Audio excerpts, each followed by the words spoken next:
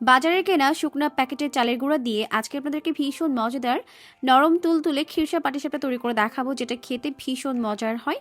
আর তৈরি করার প্রসেস খুবই ইজি। আশা করছি রেসিপিটি আপনাদের কাছে অনেক অনেক বেশি ভালো লাগবে।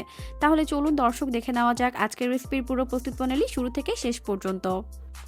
পিঠা তৈরি করার জন্য প্রথমে আমরা খিরসা তৈরি করব। তার জন্য প্রথমে চুলায় একটি প্যান বসিয়ে এর মধ্যে দিয়ে দিলাম হাফ কাপ পরিমাণ গুঁড়া দুধ। এখন দিয়ে দিচ্ছি প্রায় 1 কাপ পরিমাণ পানি। এরপর খুব ভালো করে পানি আর দুধ একত্রে মিশিয়ে নিতে হবে। একটু সময় নিয়ে মিশিয়ে নেওয়ার পর এখন এটাকে জাল করে নিব। তো প্রায় 2 থেকে 3 মিনিটের মতো জাল করে নেওয়ার পর এখন আমি এখানে নিয়ে নিলাম একটি বাটিতে 1 টেবিল চামচ পরিমাণ চালের গুঁড়া। এরপর এখান থেকে কিছুটা দুধ নিয়ে এর সঙ্গে ভালো করে মিশিয়ে নিতে হবে। তো খুব ভালো করে এটাকে মিশিয়ে নিচ্ছে। মিশিয়ে নেওয়ার পর এখন এই মিশ্রণটি এখানে অ্যাড করে দিতে হবে।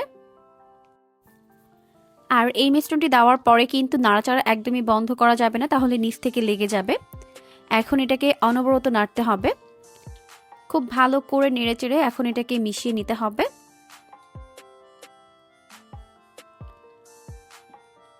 তো ভালো করে মিশিয়ে নেওয়ার পর এই পর্যায়ে আমি এর মধ্যে অ্যাড করে দিচ্ছি খেজুরের গুড়। আমি এখানে প্রায় 2 টেবিল চামচ পরিমাণ খেজুরের গুড় দিয়ে দিব। আপনারা চাইলে এখানে গুড়ের পরিবর্তে চিনিও ব্যবহার করতে পারবেন। তো গুড় দেওয়ার পর এখন সবকিছুকে আবারও ভালো করে মিশিয়ে নিচ্ছে। মিশিয়ে এটাকে ততক্ষণ পর্যন্ত জাল করব যতক্ষণ না পর্যন্ত এই মিশ্রণটা অনেকটা ঘন হয়ে যায়। এভাবে নাড়তে নাড়তে একটা পর্যায়ে দেখা যাবে মিশ্রণটা অনেকটা ঘন হতে শুরু করেছে। এই পর্যায়ে কিন্তু একদমই নাড়াচাড়া বন্ধ করা যাবে না। তো খুব ভালোভাবে নেড়েচেড়ে এটাকে এরকম ক্রিমের মতো করে নিতে হবে। এখন এখানে অ্যাড করে দিলাম একটা এলাচ। এতে করে ফ্লেভারটা অনেক বেশি ভালো হয়। ভালো করে নেড়েচেড়ে মিশিয়ে নেওয়ার পর এই পর্যায়ে আমি এটাকে চুলা থেকে নামিয়ে নিব, কারণ ঠান্ডা হয়ে গেলে কিন্তু এটা আরও অনেকটাই ঘন হয়ে যাবে। এরপর চলে এলাম পরবর্তী স্টেপে। এই জন্য প্রথমে এখানে একটি বোল নিয়েছি আর এই বোলের মধ্যে অ্যাড করে দিচ্ছি 1 কাপ পরিমাণ চালের গুঁড়া। আর এটা বাজারে কেনা প্যাকেটের চালের গুঁড়া। এখন এর মধ্যে অ্যাড করে দিলাম হাফ কাপ পরিমাণ ময়দা দিয়ে প্রথমে ভালো করে মিশিয়ে নিব। আর এখানে অ্যাড করে দিয়েছি হাফ চামচ পরিমাণ লবণ।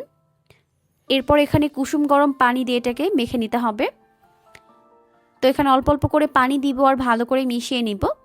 তো এই পর্যায়ের মধ্যে অ্যাড করে দিলাম 1/3 কাপ পরিমাণ গুড়। গুড় দেওয়ার পর আবারও এটাকে খুব ভালো করে মিশিয়ে নিচ্ছে। তো আমি এখানে আরও কিছুটা পরিমাণে গুড় অ্যাড করব। তো অল্প অল্প করে পানি দিয়ে ভালো করে মিশিয়ে এরকম একটি পাতলা ব্যাটার তৈরি করতে হবে। এই পর্যায়ে আরও অনেকটা গুড় আমি দিয়ে দিলাম। সব মিলিয়ে আমাদের এখানে টোটালি 1/3 কাপ পরিমাণ গুড় লেগেছে। তো ভালো করে মিশিয়ে আমি এরকম একটি মিশ্রণ তৈরি করে নিয়েছি, দেখতেই পাচ্ছেন। আর মিশ্রণটি কিন্তু এরকমই পাতলা হবে, খুব বেশি ঘন হবে না। তো এখন কিন্তু আমাদের পিঠার ব্যাটার একদম রেডি হয়ে গেছে। এটাকে রেস্টে রাখার কোনো প্রয়োজন নেই। এই পর্যায়ে আমি পিঠাগুলোকে বানিয়ে নিব। দেখতেই পাচ্ছেন পিঠার মিশ্রণটা কিন্তু এরকম হবে। এখন চলে যাচ্ছি পিঠা বানাতে। তার জন্য প্রথমে চুলায় একটি প্যান বসিয়ে অল্প একটু সয়াবিন তেল ব্রাশ করে নিয়েছি। এখন আমি এখানে কিছুটা পরিমাণে ব্যাটার দিয়ে প্যানটাকে ধরে চারপাশে ঘুরিয়ে নিলাম।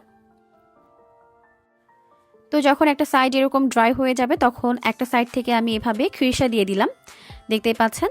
এরপর আমি এটাকে ফোল্ড করে নিব।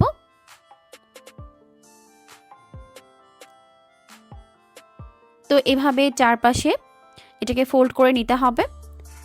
তো ব্যাস হয়ে গেছে আমাদের একটি পিঠা। এটাকে চুলা থেকে উঠিয়ে নিলাম। সেমভাবে আমি সবগুলোকে বানিয়ে নিয়েছি, দেখতেই পাচ্ছেন। এভাবে পিঠা বানালে খেতে কিন্তু দারুণ মজার হয়। এত বেশি সফট আর তুলতুলে নরম হয়েছে, মুখে দিতেই মিলিয়ে যায়। অবশ্যই বাসায় ট্রাই করবেন, দেখবেন পরিবারের সবাই পছন্দ করবে।